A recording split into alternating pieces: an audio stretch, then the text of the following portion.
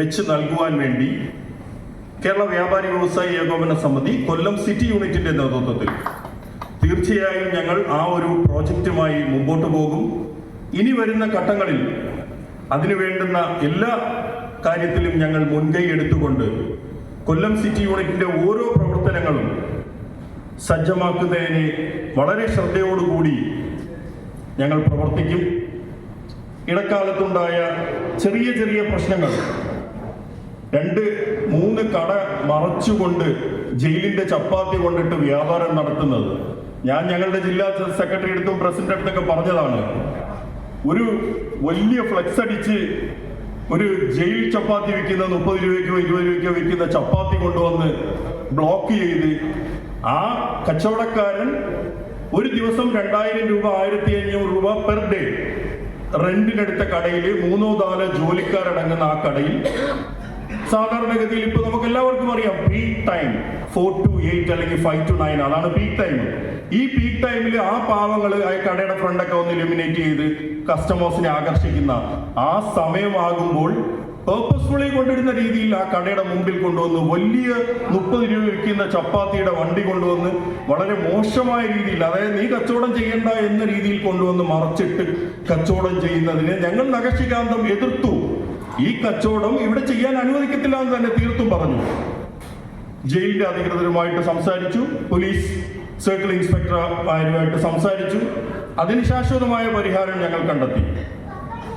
City യൂണിറ്റിന്റെ മാത്രം ഞാൻ പറയുന്നില്ല, തീർച്ചയായും ഞങ്ങളുടെ മാതൃസംഘടനകളായ എന്നെ ഞാനാക്കിയ കൊല്ലം മർച്ചന്റ്സ് അസോസിയേഷന്റെ പ്രസിഡന്റ് അല്ലെങ്കിൽ ജനറൽ സെക്രട്ടറി ഒക്കെ ഞാൻ വിളിക്കുന്ന അതേ സമയം നമ്മുടെ സഹോദരങ്ങളെ കണക്ക് തന്നെ അവർ ഓടിയെത്തുകയും ഏത് വിഷയത്തിലും ഞങ്ങളുടെ കൂടെ നിന്ന് അണിചേർന്നതുകൊണ്ട് നമ്മുടെ ഈ സംഘടനയെ വളരെ ശക്തവത്താക്കാൻ വേണ്ടി സഹായിക്കുന്ന കൊല്ലം മർച്ചന്റ്സ് അസോസിയേഷന്റെ ഭാരവാഹികളെയും ഞാൻ ഈ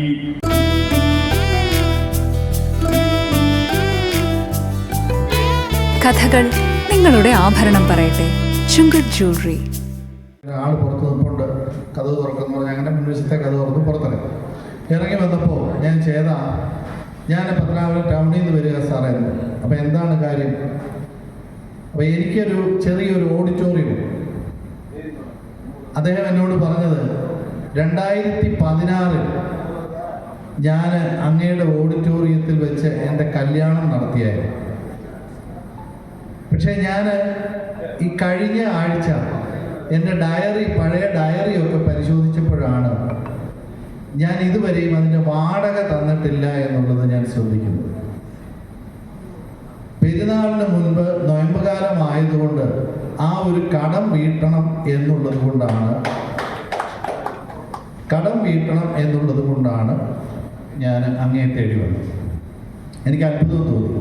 അധികം പ്രായമില്ല, ഒരു 35 വയസ്സുള്ള ഒരു മധ്യവയസ്കെന്ന് പറയാൻ പറ്റില്ല, അതിന് താഴെ ഒരു യുവാവെന്ന് തന്നെ നമുക്ക് പറയാം.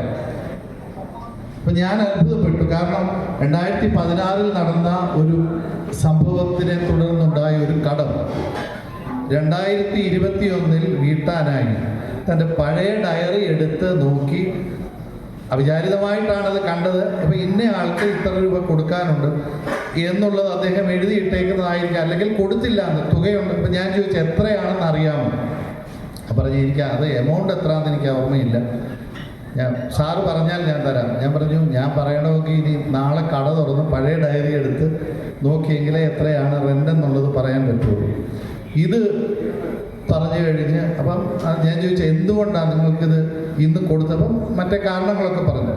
ഒരു കാരണവശാലും ഒരു കടമിട്ട് മുന്നോട്ട് പോകരുത് എന്ന് കഴിഞ്ഞ ആഴ്ച ഞാൻ പള്ളിയിൽ പോയപ്പോൾ കേട്ട സന്ദേശത്തിൽ ഉൾപ്പെട്ടിരുന്ന ഒരു വാചകം അദ്ദേഹത്തിൻ്റെ മനസ്സിനെ എത്രത്തോളം ആഴത്തിൽ സ്പർശിച്ചത് കൊണ്ടായിരിക്കാം എന്നെ തേടി വന്നത്. അത് തന്നെ അദ്ദേഹം പറയുകയും ചെയ്തു. ഇതൊരു സന്ദേശമല്ല, ഇതൊരു അനുഭവ കഥയാണ്, ഒരു സന്ദർഭമാണ്, ജീവിതത്തിലെ ഒരു സന്ദർഭം. ഞാനിത് പറഞ്ഞത് പലപ്പോഴും നമ്മൾ ഇത്തരം കടങ്ങളൊക്കെ ബാക്കിയിട്ട് നമ്മൾ ആരോടും ഒരു ശത്രുതയുണ്ടെങ്കിൽ അത് കടമായി അവിടെ കിടക്കട്ടെ, അത് നികത്താനല്ല. നമ്മൾ ആരോടെങ്കിലും മിണ്ടാതിരിക്കുന്നുണ്ടെങ്കിൽ അത് കടമായി അവിടെ കിടക്കട്ടെ. ഞാൻ കേവലം ഒരു ഏതാനും നോട്ടുകളുടെ കടത്തെക്കുറിച്ചല്ല പറയുന്നത്. നമ്മുടെ ഇടപാടുകളിൽ നമ്മൾ പുലർത്തേണ്ട സുതാര്യത, സാമ്പത്തികമല്ല, നമ്മുടെ മനോഭാവങ്ങളിൽ നമ്മൾ പുലർത്തേണ്ട സുതാര്യത. മനുഷ്യജന്മത്തിൻ്റെ ഏകമായ ഭാവത്തെ ഒരേ തലത്തിൽ കൊണ്ടെത്തിക്കുന്ന ഈ ഇഫ്താർ സംഗമം എന്തുകൊണ്ട് നമുക്ക് നല്ല സ്മരണകളും എന്തുകൊണ്ട് നമ്മുടെ സാഹോദര്യം ഊട്ടിയുറപ്പിക്കുന്നതുമായ ഈ വേദിയിൽ നിങ്ങളോടൊപ്പം പങ്കെടുക്കുവാൻ വേണ്ടി, അല്ലെങ്കിൽ അതിൽ പങ്കെടുക്കുന്നതിന് വേണ്ടി എന്നെ ക്ഷണിച്ചത് തന്നെ ഏറ്റവും സന്തോഷവും പുണ്യമായിട്ട് നമ്മൾ കരുതുന്നു. ഇഫ്താർ സന്ദേശം നൽകുന്നതിന് വേണ്ടി ആദരണീയനായ ഇമാംജിയോടുണ്ട്. എനിക്ക് ഏറ്റവും പ്രിയപ്പെട്ട സഹോദരങ്ങൾ ഈ വേദിയിലുണ്ട്. ഇപ്പോൾ ഇവിടെ വന്നപ്പോഴാണ് ഞാൻ പലരെയും കാണുന്നത്. എല്ലാവർക്കും നന്ദി.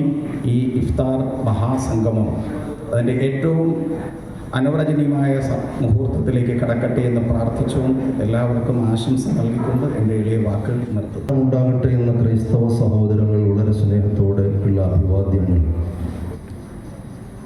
ഓം ശാന്തി എന്നുള്ളത് ആ ഓ മ എന്ന 3 അക്ഷരങ്ങളുടെ കൂട്ടാണ്.